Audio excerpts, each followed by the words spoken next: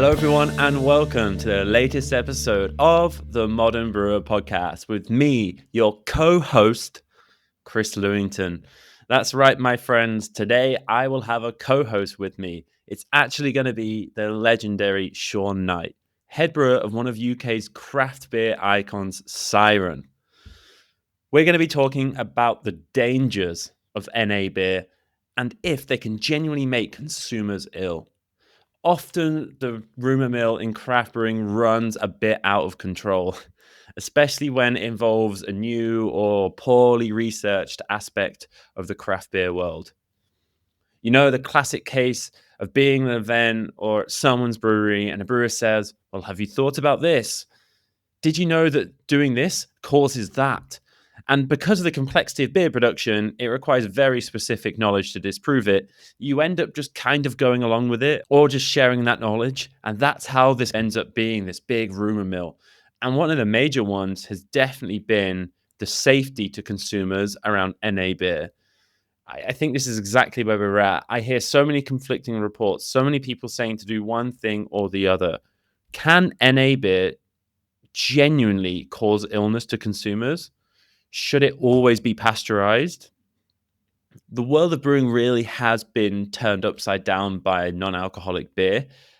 It's changed the very landscape that I think that we're brewing in. In this episode, I just want to bring more answers than problems around non-alcoholic beer. I've read a bunch of research prior to this, and one name popped up relentlessly: Dr. Grzegorz Rachon. I then attended a talk at the CIBD sustainability event where he and another amazing authority on NA beer, Connor Bartlett, were talking about reimagining PU ranges in pasteurization. So I reached out and managed to get some time with Dr. Grzegorz. But before we dive into that, just a quick note on a UK major brewing event that's coming up, the Brewers Congress. It's up on the 30th of September to the 1st of October, which is actually just around the corner, can you believe? It's one of the most popular UK brewing events and one I love dearly. I am down to be there. I want to do some material on the podcast as well. I have this idea to get as many brewers as possible to share their biggest mistake in a brewery. I want to then compile them and release a fun episode around Christmas where I go through them all. The rules will be quite simple: no health and safety mistakes, and it has to be your own. All will be discussed anonymously, obviously, as it's just a bit of fun. But whenever I'm with brewers, some of my favorite conversations about some of the mistakes that we've made in breweries and how silly they really were on reflection. I'm also down to talk at the Brewers Congress as well. But the only curveball is I'm helping Brewstar and Vault City commission their new brewery, and the date I am on site is still TBC. So if you see me there, ask me how it went. If you don't, you know where I am, and then ask me later. Finally, before I bring in my first ever co-host, a word about a yeast strain that had changed my world when making NA beers. Have you ever tried a wurty non-alcoholic beer? Of course you have. With the common arrested fermentation method, wurty aldehydes are so common in non-alcoholic beer. What changed the NA game was the introduction of Lallamand's LoNA yeast. This yeast is maltose and maltotriose negative, sulfur negative, phenol off flavor negative, and crucially, wurty aldehyde reducing. Honestly, after it launched, it instantly elevated the quality of the NA beers around the UK. Lallamand's LoNA yeast is used in just about every respected NA beer in the country and often removes the need to dealkalize. Say goodbye to wurty, sulfury, or phenolic NA beer, simplifying the minefield that is NA recipe development and allowing you, the brewer, to focus more on other critical steps. I manage the production of an NA brand here in the UK, and I switched all of our recipes to LoNA. It's just a no-brainer. Furthermore, Alex and Andy offer the best-in-class support. Both former guests on the podcast, their knowledge, technical advice, and troubleshooting are next to none. If you're interested in learning more about LoNA yeast and how it can save you time, effort, and prevent you from making bad NA beers, please get in contact with Alex or Andy directly. Both their contacts are in the show notes and can answer any questions that you may have. Okay, here we go with a modern brewer first. Me and Sean have been discussing NA beer safety between ourselves for a while, and I kind of thought, why don't we just have our conversations on this podcast? It's no secret that I've actually not been actively running a brewery myself for a couple of years now. So to keep the questions fresh and relevant to a topic I didn't have to tackle myself, I'm bringing in Sean to help. So welcome to the show, the Modern Brewer Podcast first ever co-host, Sean Knight. Hey Chris, how you doing? Good to be here. Yeah, man, super excited. We've been talking about NA beer and like sort of the quality of NA beer and the safety around NA beer, like behind closed doors between each other for quite a while now. So I'm actually really stoked that we can have this conversation basically more publicly and with an actual expert. Yeah, it's going to be really good. Yeah, there's so much information around NA beers, maybe misinformation around NA beers. I think it's going to be really cool to clear it up. We talked about it as well, right? I think like non-alcoholic beer production has been one of the biggest shifts in craft brewing that I can remember. It affects like brew house, fermentation, hopping, and like seemingly all the way to like how it's dispensed and the safety to the consumer. You guys make an excellent NA beer with the Soundwave 0.5. Like, what's your experience been with NA beers so far? Yeah, I used to say this 3-4 years ago. I was not interested in NA beer, and we decided we want to go ahead with one. And when I started looking at it, it was just like the new challenge to bring to the craft beer scene, and how we're going to do this, how we're going to do it safely, and how we're going to make it taste good was like one of the big things. And so it was a real interesting project, and almost kind of breaking down the knowledge that we previously had on brewing and kind of changing processes and stuff to achieve great flavored beer and stable beer and safe beer to drink and as a consumer. So yeah, great challenge and really still learning as we go. Yeah.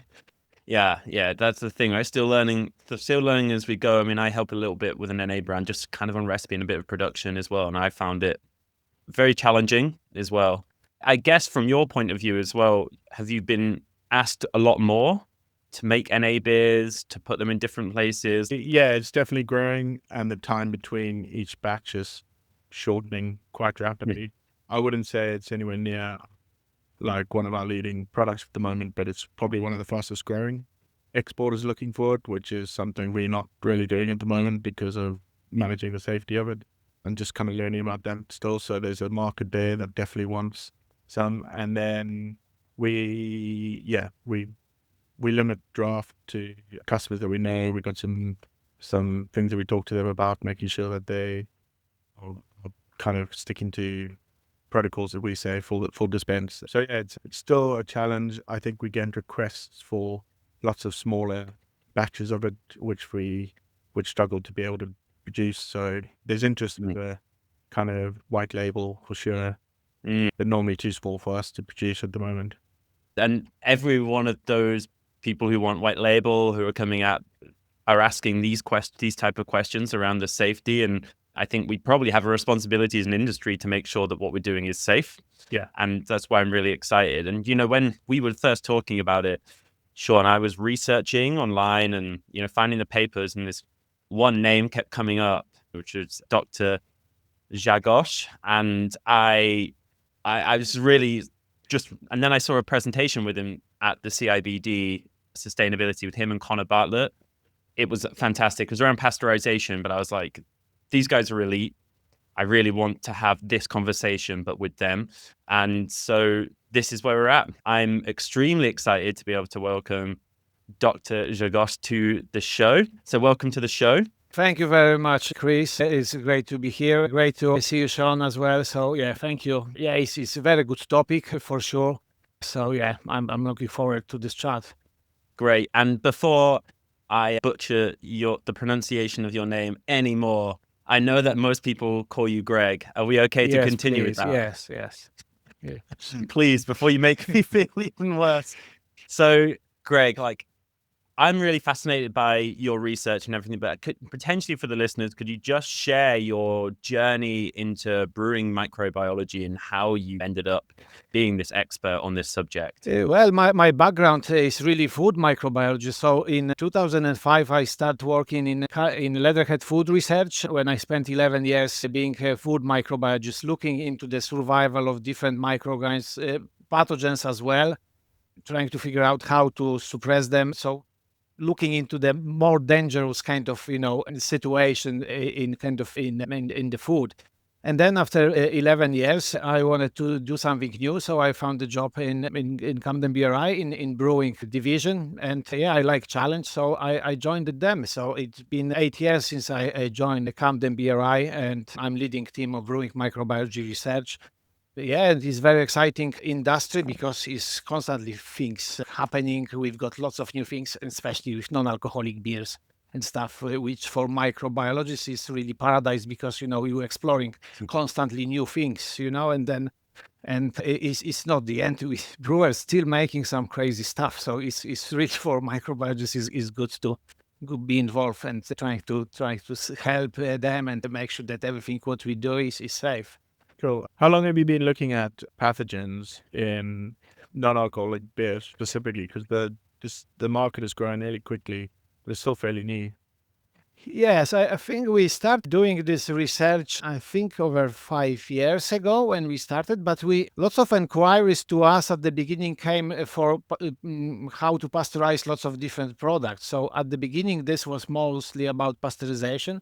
And then we moved to actually looking for, hey, hold on, can pathogens grow in non-alcoholic beer? So when we start to look into the papers at that time, we find out papers from Australia, from Gary Mans from 2010, 2011, who shown that pathogens can grow in non-alcoholic beer within 7 days. So for us was actually kind of eye-opener. And we try to find out, okay, what situation this is happening and how we can make sure that this will not be the case. So how we can adjust the beer in terms of key parameters such as possibly pH and bitterness or anything else, how we can do it and how I can advise brewers to make sure that they are on the safe side. Yes. Yeah, it's really interesting. Let's just like maybe get off some of the key terms here. So like, for the people who might not understand, myself included, I had to definitely had to look this term up to make sure I understood it to its definition. But what are pathogens, and which pathogens are you testing that can be a danger to people? So pathogens are microorganisms that can harm you. They can harm you by different ways. They can colonize your kidneys, for example, and grow in there. And so this is worst case scenario which you can have. The problem that you would have a E. coli grow in your kidneys, and this E. coli would become resistant to antibiotics. So in the worst case scenario, you could end up with a kidney transplant. Yeah. So it's really serious. Another Salmonella is one that also is kind of pathogenic microorganism. It can be very dangerous because it's very difficult to rid of this microorganism from the human. And if you are generally in pure health, it may affect you as well. There's lots of other pathogenic microorganisms like Clostridium botulinum. Clostridium botulinum producing most deadly toxin known to human. But likely in beer, Clostridium doesn't like hop extract, so we don't have this problem in beer. Also, Clostridium botulinum doesn't like to grow in the low pH, so in beer is not the problem. Another kind of pathogens that we can consider is a risky is Bacillus cereus. Bacillus produce spores. It can survive pasteurization, produce toxin as well. But is also again sensitive for hop extracts, which is great news for us. So when we're looking into the pathogens in beers, we really focus on those that can survive low pH environment. Low about 4.2. And they are not affected by the hop extracts. And those are E. coli and Salmonella are those main pathogenic microorganisms that we really concern in the beer, because they are also gram-negative bacteria, and hops are not effective on gram-negative bacteria. With hop extracts, are you talking mainly about a certain level of IBUs, or are there other compounds in the hops that also inhibit?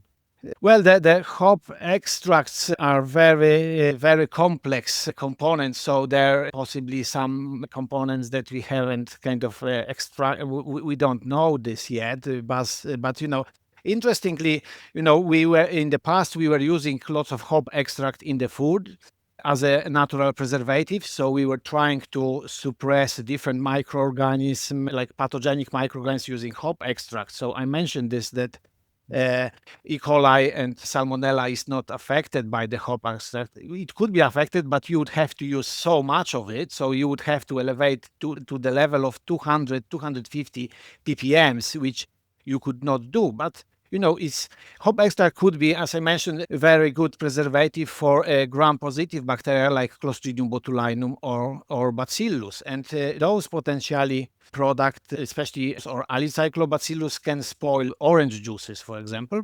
And adding a little bit of hop extract to orange juice that is citrusy flavor it could be a very good solution. So there are some situations, but you would have to still be around maybe 50 IBUs, over 50 IBUs to be to be effective. So yeah. And I summarized alpha acids, if I read the research correctly. Is that what we were referring to? Well, we try to simplify our research looking for isomerized hop acids, because if we try to explore this in depth, looking for different extracts, we would never be able to finish this. So in this study, we really wanted to see if there is a correlation of the pH, bitterness, and then later carbonation as a kind of this interaction of these three factors into the suppressing of microorganisms in beer. Because we know that on its own, the bitterness are not effective on E. coli or Salmonella, but in this kind of situation, in beer situation, they may be. Yeah. Yeah. Interesting. So another thing here, Greg, is that we're talking about pathogens and their potential growth in NA beer.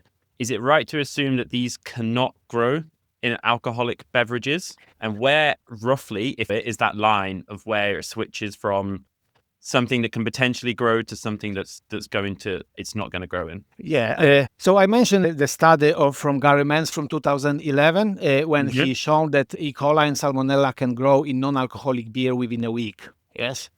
So we said, okay, let's do something similar, but we will adjust our beer to different bitterness and different pH levels, try to find out where we have to be to suppress those microorganisms from growing. So when we set up this experiment, in most of the cases, everything what we inoculated died. Yes. So we didn't know what if we're doing something wrong or we haven't selected beer correctly. Maybe this beer didn't have enough nutrients, so we tried different things. So we added a bit of more nutrients to the beer just to make sure that those pathogens can have something to grow. This didn't help. Then we thought that maybe those microorganisms haven't been adopted well, because if you grow them in the nice broth and you dump them into the pH 4 beer that it have, so maybe they will not survive. So we adopted them, and this didn't help as well. And then we look back on this original paper and we find out the way how this original study was done. And it was done in flask. My flask is a triangle flask it was 250 mils capacity. So those guys used 100 mils of beer poured to this flask, and then so you had 150 mils of headspace. Yes. And then they inoculate those pathogens. So this is like you would do a trial in half empty bottle of beer, So we knew that, okay, this beer become decarbonated. There was lots of oxygen there. So, and we realized, okay, that was very key important factor that it didn't work for us. So when we set up our final trial, we did two extra conditions. One, which was open bottles. So kind of simulating that beer was decarbonated, and the closed bottles. And we find out that Pathogens can grow in the bottles which they were open, decarbonated, but also they were growing better in higher pH. We find out that actually bitterness didn't impact any way, didn't impact suppressing of those microorganisms. And we did this experiment in 11 IBU, 25 IBU, and 50 IBUs. And carbonation was the main impactful factor. We shown that if you have beer that is fully carbonated, pH between 3.8, 4.2, E. coli and Salmonella will die. Yes, will die or it may survive, but you will have very great reduction of the numbers. So it definitely would not grow.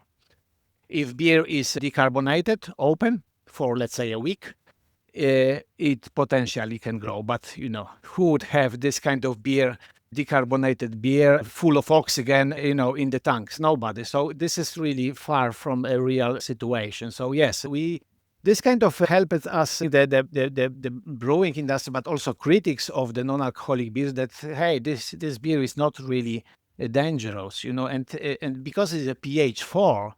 This pH doesn't help those microorganisms to grow. They are barely survive on this pH level. And to be honest, more dangerous from beer is water, really, which is much higher pH. So if you're really looking for something that is more dangerous, it's really water, really, than beer.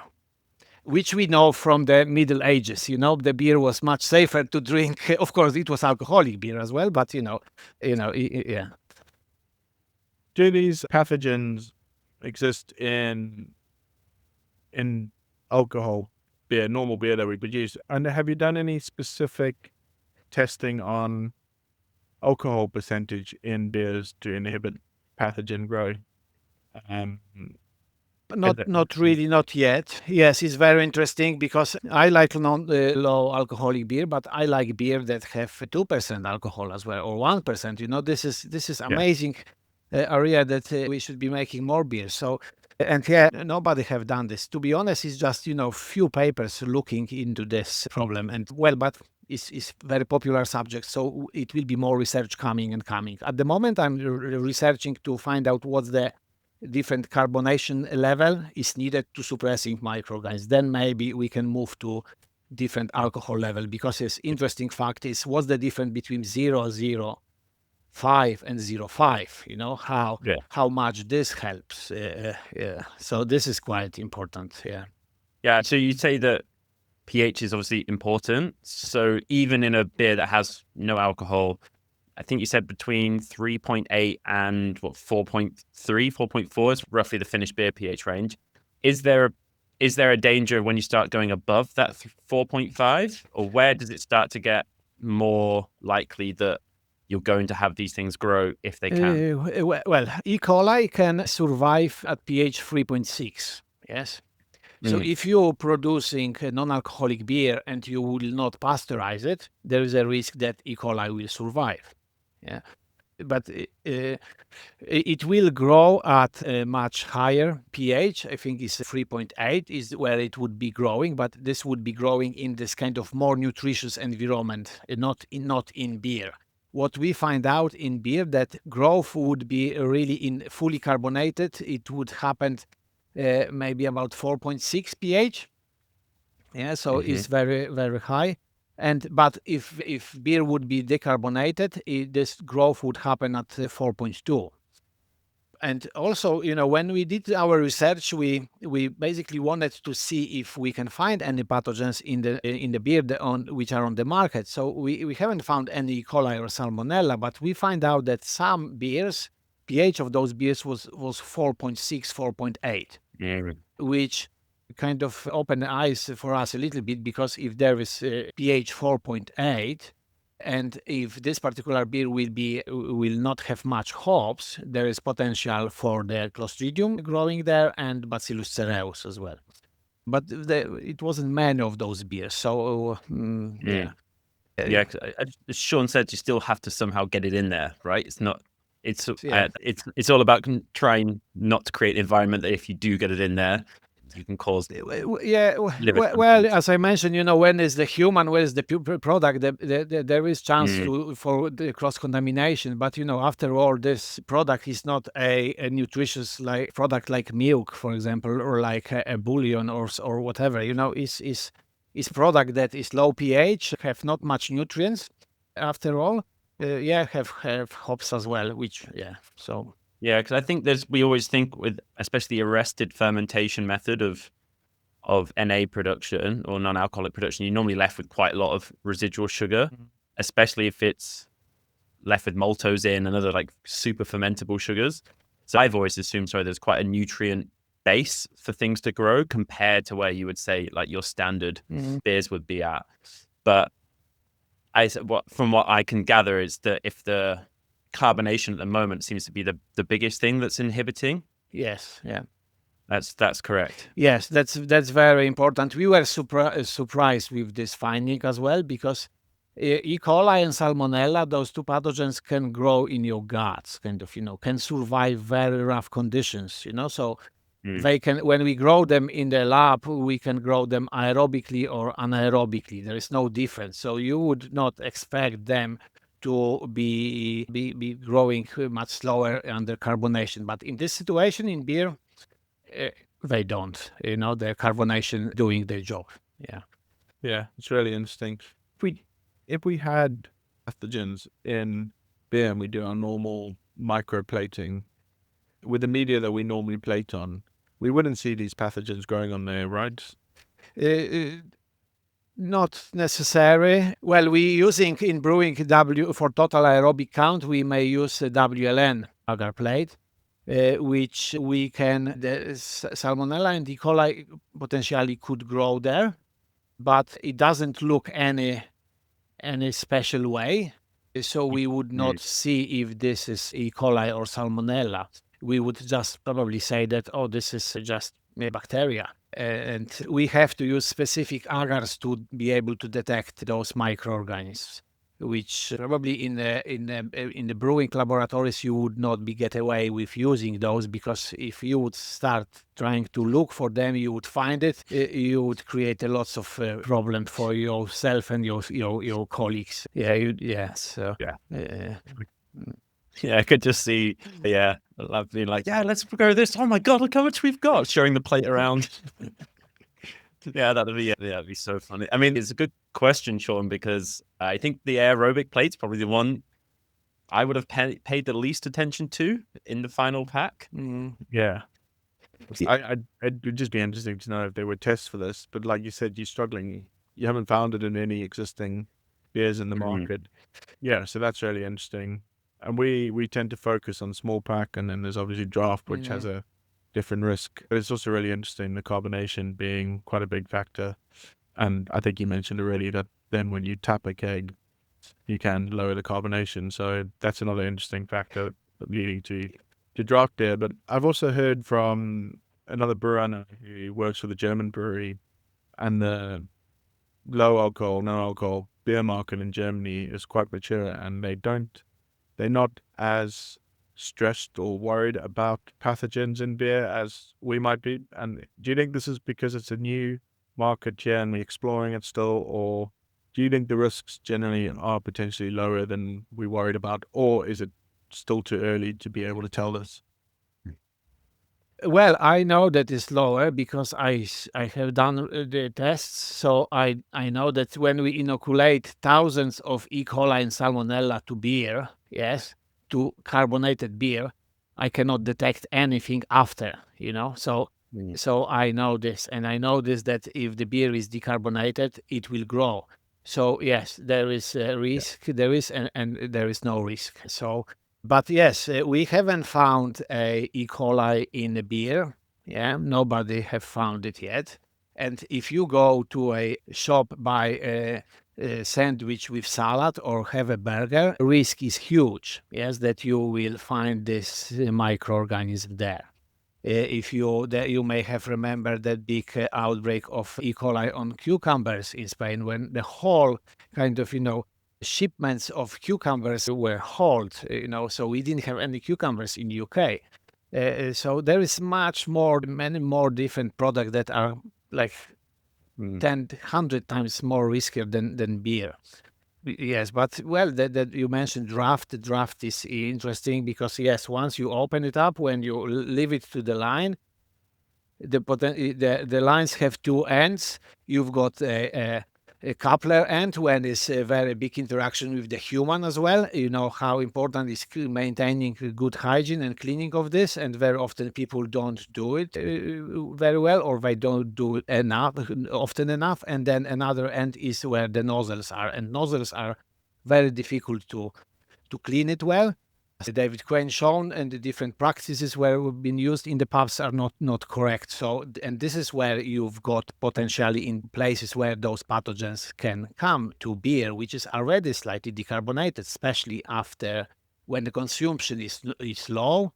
And when somebody switched off CO2 or you didn't have any CO2, so this beer become decarbonated. So there is risk there. And yeah, and probably states of the line cleaning. Not so many people clean the line very well in the pubs as well. And we can get away with this with the normal alcoholic beer, but if you've got non-alcoholic beer, is very risky. Yeah. What, just so I'm clear on this, Greg, what kind of levels of carbonation I don't want to say ensure safety, but look like they prevent the growth of these pathogens? Are we talking like completely decarbonated, half carbonated, 2.5 vols, 5 grams a liter, whatever?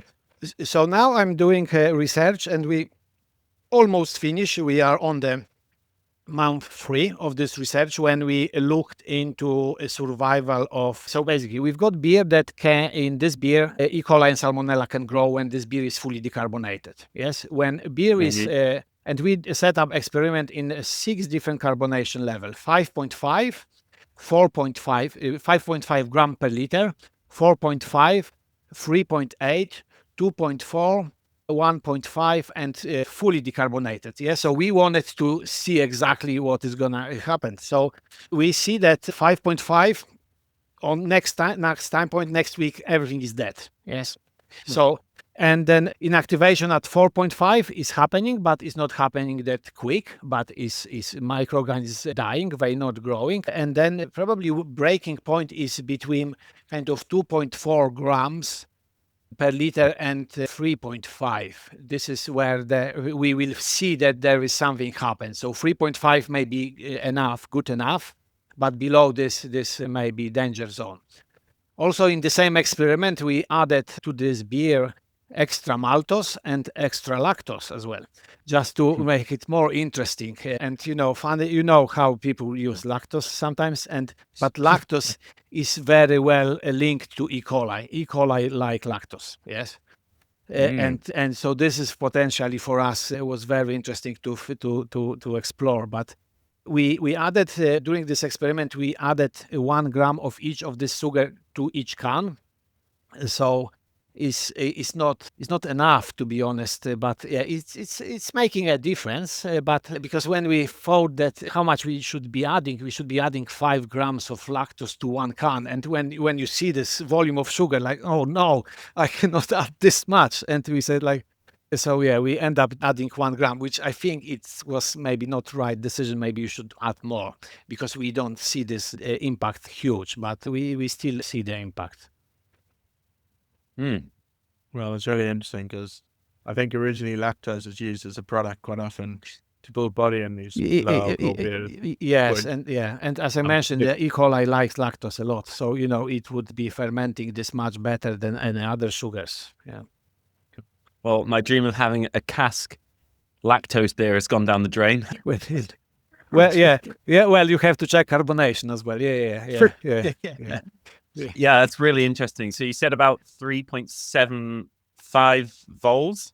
Sorry, grams per liter? Yeah, 3.8. We still don't know what exact number it is. Yes, we still have to wait for this. Yeah.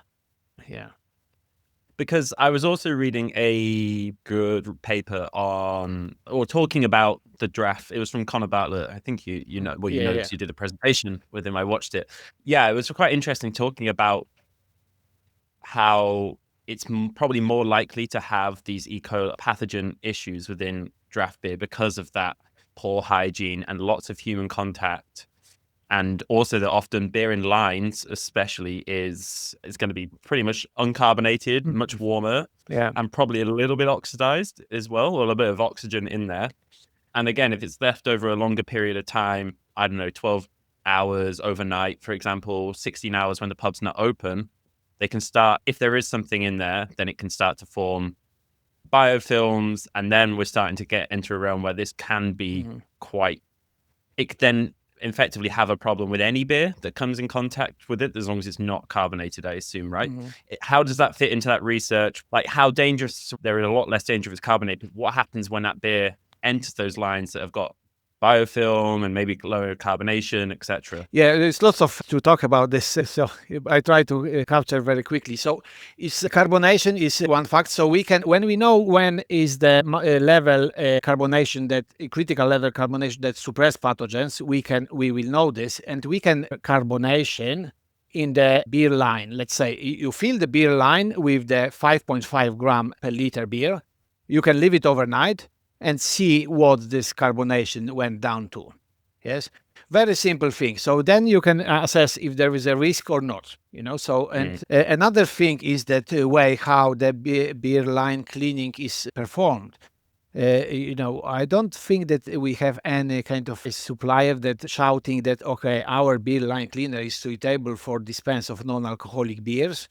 I don't know how much work has been done to validate this. Also, how how people do line cleaning. They have to fill the bucket with cleaner.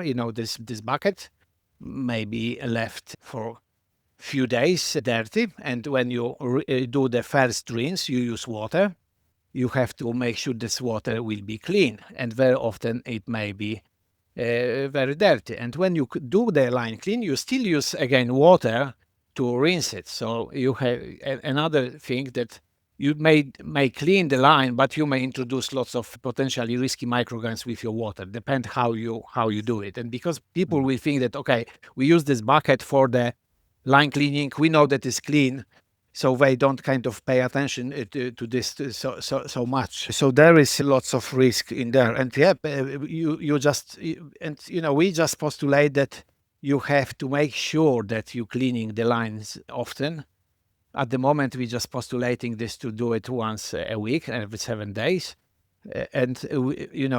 But you must do this, because you can get away with not doing this if you're dispensing alcoholic beers, and we know that people don't do it, but you just cannot just let it go with non-alcoholic beer. You just have to make sure that you do it as well. Yeah, get brand damage from alcohol beers, but you can make someone really think low. So it's quite a difference. And at the moment we're doing lots of work for different clients. We can mimic a situation when their beer is put on the dispense system. Yes, so we can connect the beer into the system. We can validate the procedure for line cleaning, and we can see how quickly, basically every day or every few days, we can test the beer for microbiological content and for alcohol, for health and pH and stuff like this. And then we can see how often they should clean the line, because some beer may be more susceptible for pathogens than others. So for some beer, let's say if you've got beer 4.4%, 4.4 pH, it can be spoiled much quicker than a beer that is at pH 4. So pH 4 may require maybe surviving better in the line than the other one. So it's very often depend on the beer line. But also, you know how the situation in UK is. You've got a line that is very long, so it's extremely difficult to clean it. Yeah. The mechanical action is rarely enough in UK beer line cleaning. It's quite often it's people pull it through and let it sit. So it's just never really enough to clean. Either, so Yeah. so And chemicals is your main thing. And and after all, if you if particular beer will not taste well because the line is not clean, people will not buy it. As simple as that, and will damage your brand because people will not not buy it. So circling back to, I've got two things I definitely want to talk about. I think we'll go for, I want to talk a bit about preservatives if we can, because we add preservatives into NA beer in the craft beer industry. I think most, not all, but a lot of people do. Am I right on that, Sean? You think most people do? I think it's definitely different for a lot of brewers, but yeah, and there are lots of different options, and it's interesting. We've explored quite a lot of them, and we can get hold of some. We can't get hold of some in the UK. But yeah, it would be an interesting thing, because when we're looking at producing a beer like this, like normally it's the flavor of the beer is like one of our biggest priorities, but with NA beer, we've got to think about safety and flavor. And so by adding a preservative, what are we doing to the beer? And another thing with in the NA beer is heating your beer is often the cause of like off flavors down the line, but we mash in above 80 degrees Celsius we produce them by embracing fermentation, just making really hard to ferment. And so, we're doing all these things to create this product, but we are doing it kind of not the way I'd do it for a normal beer. And so preservatives, we looked at, added them, did they have a flavor impact, and are they actually giving us the safety that we want with that flavor compromise? Is that great question to kind of explore. Well, again, we at Camden, we validate lots of different preservatives for different clients. So at the moment, the very popular are ones which are not allowed in UK at the moment. So it's the same. We've got two great products. One is called Nagardo and another is called Chiba. They both from extract from mushrooms. And very interestingly, then one from Nagardo is not confidential. Everything is in the public domain, so I can talk about this freely. So the one from Nagardo is from mushrooms that are edible in China, for example. But the Chiba is from this kind of white mushroom that we can buy in any supermarket, and this is from the stem. So this is, but you have to add more. But unfortunately, it's not allowed in UK at the moment. And yes, those preservatives are potentially quite good to use, although Nagardo is not advertised as one that can suppress pathogens, but can suppress yeast quite well. But Chiba is advertised that can suppress pathogens as well. With other preservatives, I think you mentioned Connor's name. He published papers looking into different preservative ones that are used commonly and are allowed, and he had some good results. So I probably have to refer listeners to his work so they can explore this. I can't comment much what exactly he did. I don't remember, but he have good results. His beer is on dispense system and is doing very well. So I think his paper's in the public domain. I could be wrong, but his master's thesis out. His master's thesis is, which is one I read, and I'll put that in the show notes for people. I think that one of the things was like that potassium sorbate is not a legal addition to an NA beer. Okay, that was a good takeaway for me. So because how come I know he adding this? A lot of people, if it's not legal. Yeah, I think it's to prove it. I see. Okay, but it's not allowed under EU regulation to have potassium sorbate in. The regulations are pretty strict, rightfully so, on these additions. I did speak to Alex at Lallemand, and if anyone wants those legal limits, she'll email you over the latest legal limits. Her contact details in the show notes as well. I think there is a loophole with potassium sorbate if there's fruit involved. Correct. But I don't think you can do it as beer. Right. Yeah. Talking about that as well, Greg, I know how much work you've done on pasteurization as well. And there has been a big trend towards unpasteurized, undestabilized NA beer. What are your thoughts on the pasteurization and its necessity for beer? Well, yes, I think it's necessary at the moment, yes, because it's uncertainty of this subject, yes. I know that in Italy, there is a law that if you craft brewer, you cannot pasteurize it. So this is potentially quite big risk for the craft brewers in Italy, which they want to make non-alcoholic beers, but they are forced to not pasteurize it, so they are extremely worried about this. But there are ways that pathogen E. coli can cannot grow in beer, but it can survive. So we have to remember about this. Yeah. So you really have to kill it off. Yeah. Unless you prove that your process is killing everything, then probably you can get away with this. But yes, I think it's necessary to have pasteurization. But you don't need much, to be honest, as well. You have to remember about this. And do you think like tunnel pasteurization in packaging is much safer than flash pasteurizing and then packaging on a line? Because you still get the risk of your... Of course, yes. Yeah, I agree. You know, once you pasteurize it in the can, in tunnel pasteurization, you don't worry about anything, you know. Yeah. And you're doing this at lower temperature. Well, at the moment, people over pasteurize it. So, you know, there is a kind of argument. But also, now I'm doing research in the flash pasteurization. So I'm trying to find out how quickly you can kill microorganisms in flash pasteurization temperatures. And to be honest, there's not much data available because it's very hard to do. So we just finding this out at the moment. And our finding is that flash pasteurization, let's say if you need 20 PU in tunnel pasteurization, in flash pasteurization, you may need 40 PU, for example.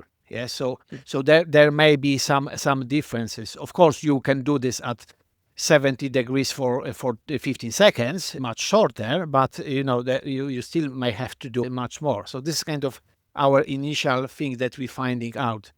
But yes, I like pasteurization because the product is packaged, is pasteurized, and then potentially, there is some research coming out soon from Germany that they doing experiments trying to prove that, of course, when water is dirty, it may ingress into the bottle. But this is depend on the quality of the crowns of other kind of closures as well. But again, people should be maintaining quality of water in the pasteurizer as well. Have you done much research in, I think they call it cold pasteurization, or like non-heated, so using either pressure or UV lights, anything like that? Is that technology kind of around? Or I only did a little bit of research on it just before the show, and I think it's interesting. I never heard of it. Not much. I have done well. We can validate this at Camden, but it's not we don't have many inquiries about this, so I never explored this area. UV light is effective, but you know it will not guarantee your full kill as well. So you have to be aware of this. It was just an interesting thing I came across before the show, that I think you'll have shadows probably in beer. Well, the liquid is very simple to put UV light through the lamp, so it should be effective. But I don't think that beer is very good for UV to be used, actually, because something happened, some changes. For pressure is yes, there is quite good potential. There is, I seen this year somebody looked into this in France, so people looking into this. But again, you will end up with doing similar as you're doing for flash pasteurization. You will sterilize it, but you still have to fill the bottle or can and close it. So you still have some risk there. Yeah. I'm asking a question I would probably ask if I didn't pasteurize and didn't stabilize my craft NA beer, would be if carbonation inhibits the growth, if that's the correct statement that I can draw, and the beer is over 3.75 grams probably at the end of fermentation and beyond, the only chance you would have of having a pathogen enter is in the fermenter on, either the wort side, although that's boiled, so, anything from the cold side of the wort, heat exchanger, etc., and then into maybe dry hop. But even in the dry hopping, it's largely... Depends when you dry hop. If you dry hop at the start of fermentation, your risks are going to be much higher, I would guess. And then on yeast inoculation, if you're dry pitching in the top, for example, probably more likely to get it there. But they're the sort of critical control points of where a pathogen could get into an NA beer. Before it would be, because my thoughts are basically, if we were to get it in later, if I'm playing that role of that brewer, if we were to get it in later, we will always have carbonation, and therefore it would inhibit the growth. Mhm. How much can you actually get in from just one human contact in something? That's probably another level of question. Well, you have to remember that this will never be aseptic situation. So when you will add different hops or anything else or yeast, there will be contact with the air. This air will not be aseptic.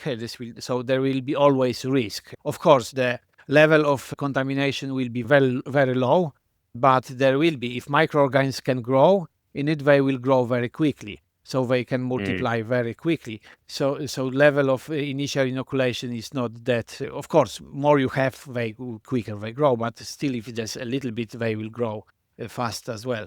Well, hands of human are quite dirty as well. So even you wash it, they still will be dirty. They will not be aseptic. So there is still a risk there. Yeah, I think so. But it's good news that we can rely on this carbonation. And the study that we done with carbonation, we inoculate 10,000 of E. coli, 1 mil of beer into the can of 500 mil. So it was a lot, yes? So if this 3.8 grams per liter can kill it off, that's ending up with you with kind of assumption that it's quite safe, that you can kill a lot, so preservatives are not effective like this. Let's say Velcorin only claims to kill 500 CFU per mil. Yeah. So carbonation can do much better in beer. Yeah. Did you say some spores can survive boiling early on, and then how would they then appear in the beer later on? Yeah, so spores, there is kind of two species that produce spores, Bacillus and Clostridium. Yes. So Clostridium, you may have Clostridium botulinum, that is well known because producing neurotoxin. It's just it's neurotoxin. It's just blocking your nerves. So it's very dangerous. But so those spores are heat resistant. So you would need long time boiling to kill them. Yeah. So potentially they will survive in wort boiling or whatever you're doing, mashing, and but they required good condition to grow, to germinate. So they would require good nutrition, but also high pH. But also they don't like hops. Okay. However, there is recently paper coming out that there are some bacillus that have this hop resistant genes as well. So this kind of showing how things are changing. However, I never seen beer that was infected with bacillus. Yeah. And in our study, we looked into in the survival of and growth of Bacillus and Clostridium in those beers at this different pH and carbonation, pH and bitterness level, and they did all survive. Nothing has changed. They didn't die. They didn't grow. They survived there in beer for 6 months, on the same level. And this is how this is the kind of mechanism on this to survive, kind of different mechanism of population to survive in the world. So they produce super resistant spores. Yeah, cool. I'm trying to think here as well from this conversation, if you're dry pitching, that yeast inoculation phase is probably the most critical, because not only has it got a load of aeration or maybe some aeration, it's also high pH, so 5.2, 5.0, and you no longer have that protection of alcohol. So would I be right in saying that, let's say there was a process that you were doing that was somehow getting in these pathogens in your normal everyday craft beer life, if that beer was to ferment down to 4.5%, that 4.5% would be enough to kill that pathogen. But in an A beer, you don't have that, so then it would be there. Yeah, the problem with pathogens in beer, never. Yeah. Even if you look it, but we don't even look because we know that there's no, they will not survive there. So, yeah, I think it still means you got to take all the precautions you take. Yeah, we're producing normal beer. We can't now go, cool, NA beer is safe. Like, you got to create this safe environment, like clean environment, and then it sounds like carbonation is the bigger preservative from research. Yeah, it is. So Again, it's surprising, but it is. So, and yeah, and I'm really happy that our second research proving this, because when we publish first paper, this what where results came out, and I was like, really, is this true? We done all the work, but I still kind of weren't believing in this. Like, it's E. coli and Salmonella can grow in the guts. They can. So, but and then I published this. So I said, like, wow, if somebody will show something different, I will be dead. But actually, our second study proving this amazingly well, because we're looking for different carbonation, and the lines on the graphs are amazing. So yes, it's yeah. So maybe summarize some of the findings that you made outside of carbonation. pH is still a very important factor. So let's say carbonation was gone for whatever reason. pH is still an important factor in the growth of Yes, very pathogen. important. Yes, if you can make a beer, if you do it as low pH as possible, is better for you. It's much safer this way. Yeah, because Sean sent me a podcast not long ago where they're talking about pHs of like 4.7, 4.9 on hazies. Yeah, risky. Yes. Yeah. Making sure that doesn't translate down. And then bitterness, just to circle back as well. You said bitterness not that important? Not for Salmonella and E. coli, which I found disappointing, because I really created this kind of the research that I was hoping to find something that, that 50 IBU beers will be more safe than 11 IBU, but it wasn't. So it was disappointing, So because I thought that, okay, if you've got more hoppy beer, that's definitely more safe from this perspective, but it wasn't. In fact, if you've got more hops may have oils as well, and oils may protect microorganisms as well. So more hoppy beer actually may be more dangerous, because that the oil may protect cell. Yeah. So, but I shouldn't really talk about this. Yeah, so. But that's why you got to do the research. So we know that IBUs don't protect it. We now know that carbonation can help. Yes. I think so. And this is what we also find out when we did our research. So we done research with 11 IBU, 25 and 50. Yeah? So we did this at different pHs. So pH, and we found E. coli dying in all this combination. But then after 3 months, we find out that actually we still finding cells surviving in the beers that were 50 IBU. And we haven't seen this for the beers which were 11 IBU. So we really freak out, like, what's going on? This is not possible, but, this was only explanation that we have. Maybe that oil that was introduced with the hop extract or something, was this. But yeah, it's not verified. So I really shouldn't be talking, about this. But, this was observation.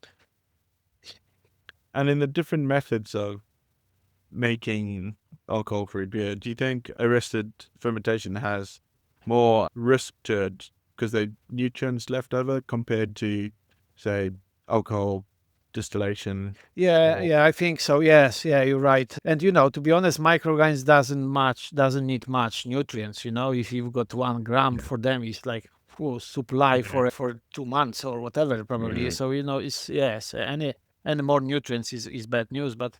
Yes. Yeah, but I guess if you will still maintain the right carbonation, you still be okay. So, yeah. I'm just curious on the pasteurization as well, just because that presentation you did with Connor was outstanding, and you mentioned it a little bit earlier. But are people potentially over pasteurizing NA beers, and why is that? And what's your research sort of shown otherwise? Yes, people definitely over pasteurizing beer. Yes, definitely. The current guidance is between 80 and 120, and our research shown that some beers would require 30 PU, non-alcoholic beers. Yes, and especially because the heat resistance of microorganisms is dependent on the pH and the bitterness. Yes, so more high hoppy beers will require less pasteurization. The guidance that people are using was produced in 1995. They didn't even look for the pH and bitterness at that time, because they didn't make so many different beers as well at that time. And also, this was not really there is a table in this guidance that is kind of telling you typical maximum and minimum. So it's not that is actually something recommended. It's typical what people were doing at that time. And try to find justification for those values, you will not find any. So this was what people were using and what people put on this kind of guidance. However, another point is that if you've got beer that is high pH and very low hop content, very low IBU, in this situation, you may have to treat this more like a soft drinks rather than the beer. So in this case, this beer may require more than 120 pasteurization units. So you have to be aware of this. But I guess in UK we don't have this problem because we making most of the beers are quite more than 7 IBU. Yes. Yeah. Yeah. Mostly. Yeah. Yeah, mostly. What about, so in relation to pathogens, what's their heat resist? I know obviously it's a moving scale with the pH and the IBUs, or bitterness, but generally, how heat resistant are pathogens in comparison to the classic brewery spoilage microorganisms? We shown that they are similar. If you kill vegetative beer spoilage bacteria, you will kill pathogenic such as E. coli and Salmonella as well. So they are similar. Yeah, for pasteurization, we're using this bioindicator. We're using yeast ascospores. Yeast ascospores are significantly more heat resistant than any beer spoiler. So if you kill yeast ascospores, you know that you kill this as well. And this is also valid for pathogens as well. So we have huge confidence in this.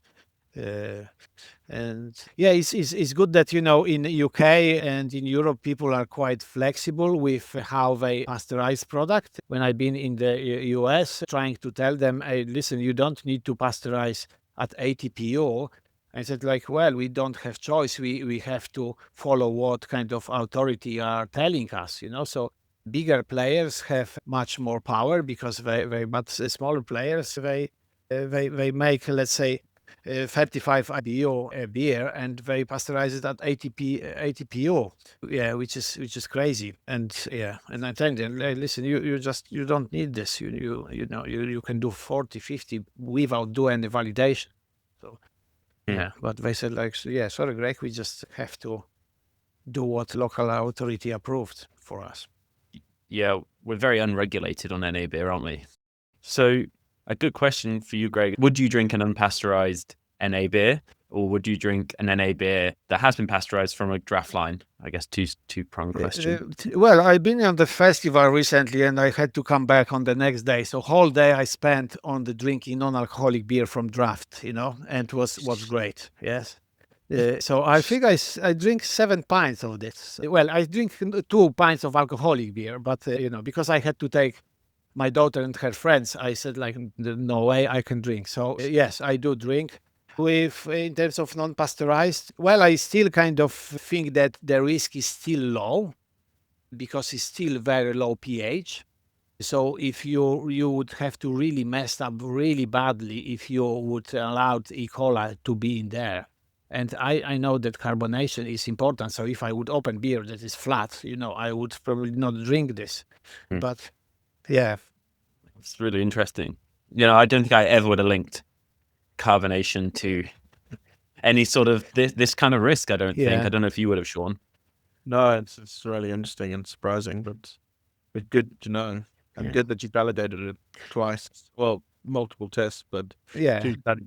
Yeah. Well, I've been in the Brewing Summit in California 1 month ago, and I seen poster about this. They proving this what we find out as well, that they looking into carbonation. So they test lots of different with different carbonation, and they prove that this is working for them as well. So I was really happy with this, and it's great because when we meet, we are like super friends. It's just we discovering new things, So they it's great to see that somebody kind of proving the same what you do and something is new. It's great.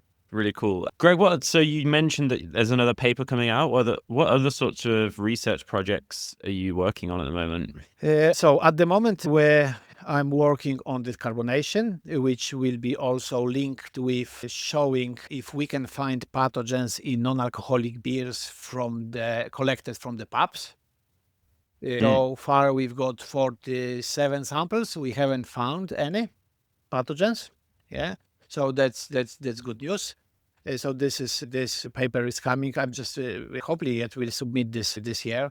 Another thing is that we trying to look for the different way of beer line cleaning, which is quite unusual, but I cannot tell you what it will be. It's not sonication or anything like this. It's something completely different, much simpler. Another thing that I'm doing is I'm working on the flash pasteurization as well, what I mentioned, trying to determine the critical values, the decimal reduction time at higher temperatures, because, I just don't want to go too much details into this, but, the Z value of our bioindicator is quite low, but Z value of different microorganisms is much higher. So potentially when you kind of on the graph, when you extend those lines, you see that they are crossing at 65 degrees. So potentially over 65 degrees, other microorganisms may be more suitable for bioindicators for pasteurization. So we're validating this. So for this, I've got 10 different products.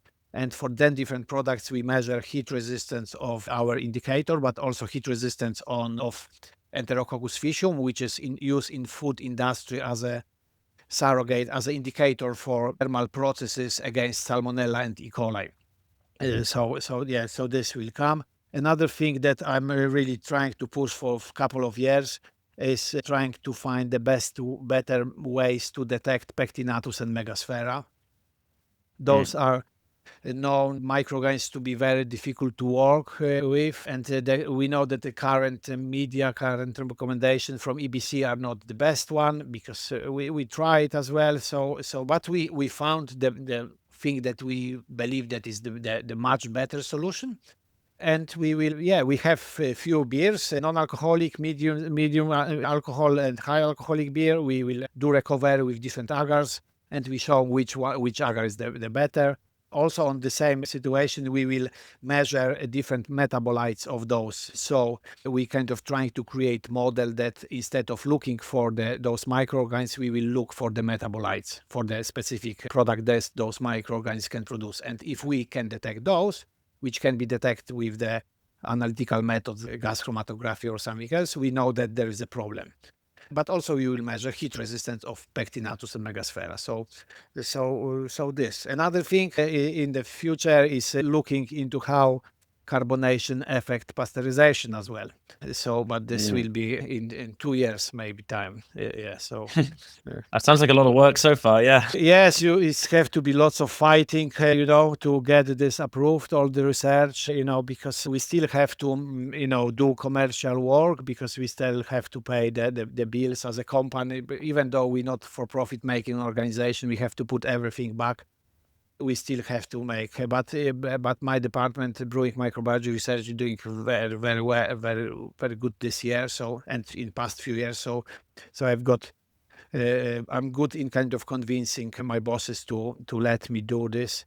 And well, if they don't convince me, I still do it with my colleagues, because it's very important, And this is how we started with the Ascospores, This originally was not approved kind of project, but with my colleague Chris Rowley, we said, like, Chris, this is very important. This project is not approved. Let's just do it, and we just did it, And this leads to so much great work. And he's doing PhD. He's finishing PhD. So yes, and this is very impactful study for many places. Yeah, I've had at a previous brewery, we had a Pectinitis and Megasphaera infection, and it is not something you want in a brewery or in a beer. It wasn't a Siren, but it was, it's crazy how this microorganisms, how many nasty the metabolites can produce. So, if they can produce a lot, you can find them very quickly, I think, by doing this. But we have to first link them with this metabolite. So this is super. Yeah, but they smell a lot. So the lab will be very smelly for a couple of months. Yeah.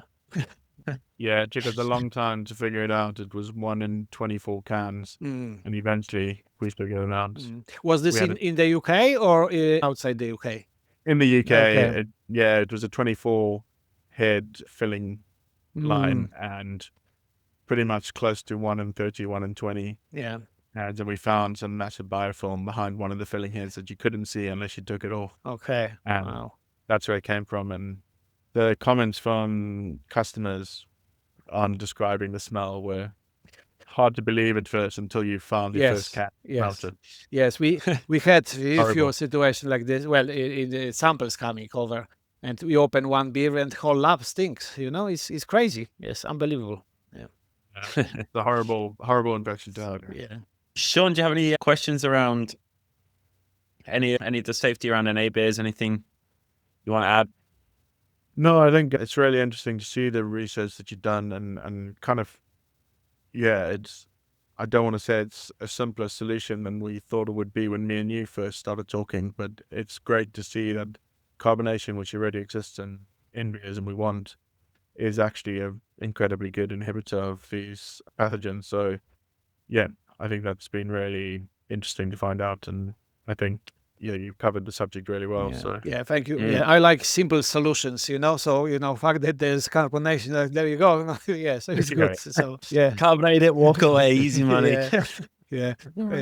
Also, I'm so happy that brewing industry doing all those stuff, because it's much better to drink, non-alcoholic beer than soft drinks, full of sugar, So it's just amazing, is drink those.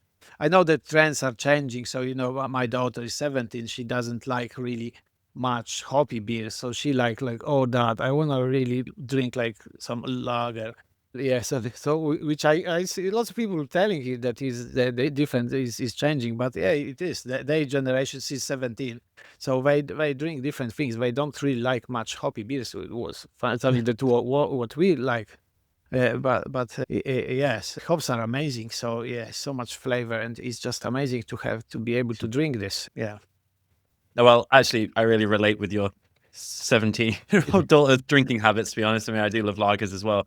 But yeah, I just want to say a big thank you to you, Greg, and everyone who you've worked with on this. This kind of research is just, I don't know, I find it so almost invaluable. I said it right at the top in my intro, is that sometimes the rumor mill around craft beer really starts to get out of control, and people end up doing things to protect that might not necessarily be the case, or they have to look at another avenue. So I feel like research like this and your research on the pasteurization, which I obviously have a big heart for with a sustainability angle as well, I think is absolutely fantastic. So thank you so much, and please keep it up, because this type of research is like invaluable to us. Thank you so much, Chris and Sean. It was great to speak with you, and a very good chat. Really had lots of fun. Thank you so much. Thank you. Take care, man. Take care. Bye-bye. Welcome. Thanks a lot.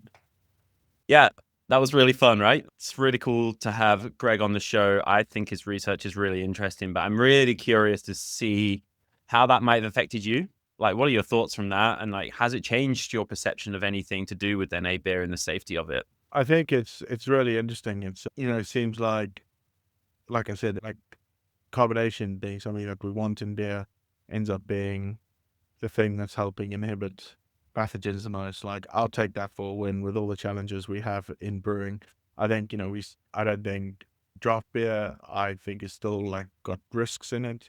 It makes my small pack a lot more comfortable now that I know that.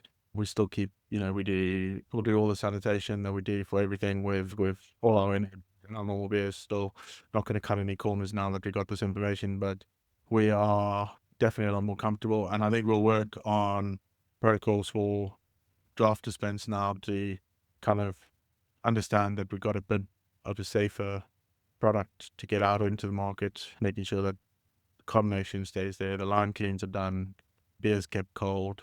Like, I think, it's really interesting knowledge and getting it from the source rather than filtering through a bunch of papers. So yeah, it's great. And I liked how he said the risk is low.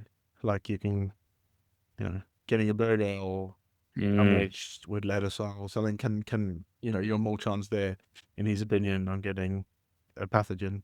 So it definitely relaxes the fear, but it's not gonna change like the way we approach making these beers. Yeah, and I also found it interesting. It's still pasteurized.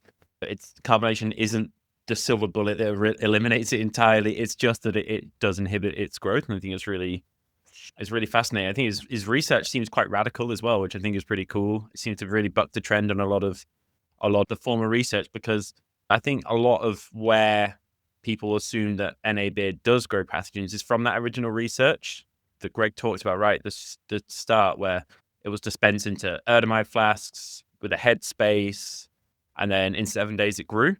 Yeah. And so, but the reality of that is, for a practical brewer's point of view, is pretty. I don't really know if anyone's going to be keeping beer out for 7 days and drinking it. I hope not. Yeah.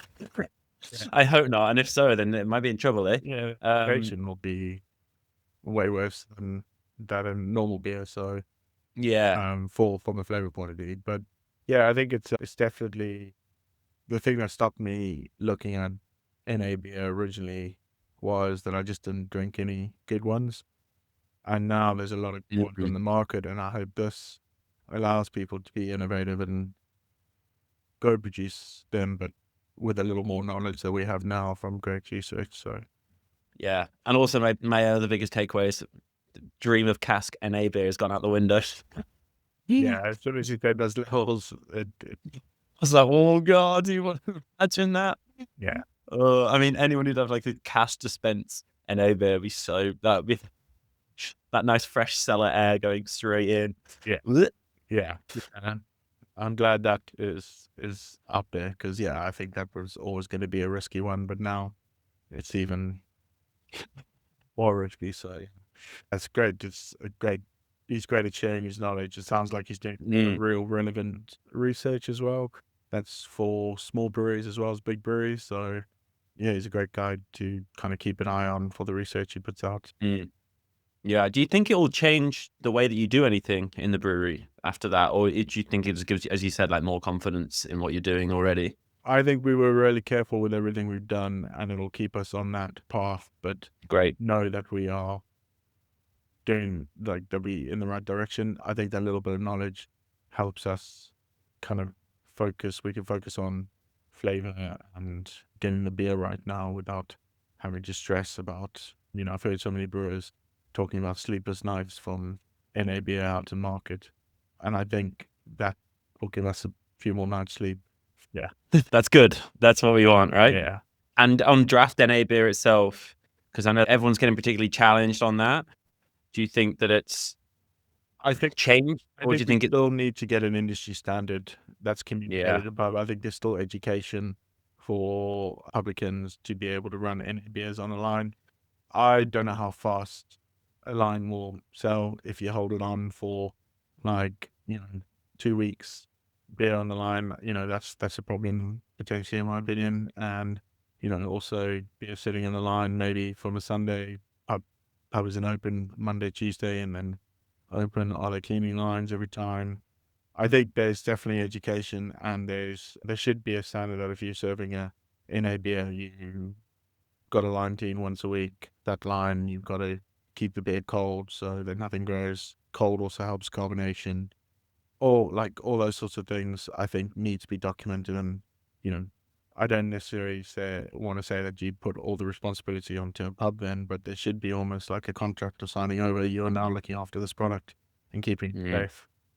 It's where I think we should get to, but we'll see. Yeah. Do you think that I know you can't speak on behalf of all of Siren, but as Siren, or as if it was a different brewery, would you be quite cautious of who you put your NA beer into in draft? We are at the moment, and we'll stick that way after the. Yeah. I think still, because, like you said, it's a great inhibitor and a great thing to know, but it's not the silver bullet.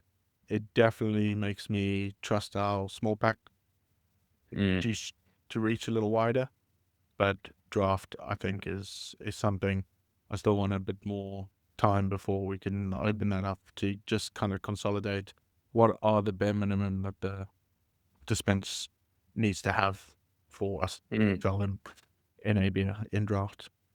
Yeah, agreed. As you said before, it's still a young market. Maybe it will change. Maybe everything will look different in 5 years' time. Yeah. So There's a fine line going to a pub and going, yeah, you can take our NA beer, but you have to stick to these rules. They might just go, oh, I'm just going to buy from someone else. But yeah, those are the precautions I think we have to take, because the risk within the beer lines is because beer lines also gas can diffuse out of them, so overnight they will lose carbonation. it's really emphasized just how important that carbonation is. As you said, it's not totally unusual for kegs to lose carbonation, but that also becomes like that now is a critical control point, really, isn't it, for all keg beer? Yeah. And gas fails in the pubs, non-returns fail, all sorts fail, and if that's the case, that beer has to be discarded. Otherwise, now its risk factor is significant. You would, And I think like those are now, it's less worrying to me than it was before this conversation, but still something to really keep an eye on, or have a standard that the pub's going to empty. And pubs are renowned for hard to get to keep their lines and stuff like that. So will be a challenge, and I think there should be pride in the pubs, and there should be reward for pubs that look after beer really well. And it definitely was a thing when I started brewing in the UK. It was like you went to the pubs that you looked after the beer really well. But then there was a dedicated cellar person, and that was possible back then. It's a little tougher now. Everything's a bit tougher. So yeah, hopefully it helps spread some knowledge and education to the brewing and hospitality community, and hopefully more breweries can get together and kind of get a standard for how to dispense NA beer, and it can be spread to every dispense point for NA beer. That would be so cool. Something to work towards. And yeah, as you said, I think people will take pride in it. Again, that they kind of have to, don't they? I think, and have to take responsibility. I like the idea of signing it over a little bit and being like, it's your responsibility. You have to understand the dangers of this. But at the same time, it's not great branding. So, and I think like there was this mass thing about, oh, you're making NA beer, people are going to get sick and die from it. And actually, in reality, that's not necessarily the case, but the risks are still there. It's still possible and it's something that could become a route for someone to get sick. But if we follow the protocols and we have the understanding that we have now, we can actually prevent that, and can get to drink the favored NA beer on draft. Absolutely. Sean, look, thank you so much, man. How did you find the co-hosting? Yeah, it was fun. It was interesting, also new for me. So yeah, I enjoyed it, and I've listened to all your other podcasts, so it's been fun to be on this side of it. And yeah, it's interesting you got to keep the conversation going and have the questions, but you also got to concentrate on everything that they're saying. So experience for me, for sure.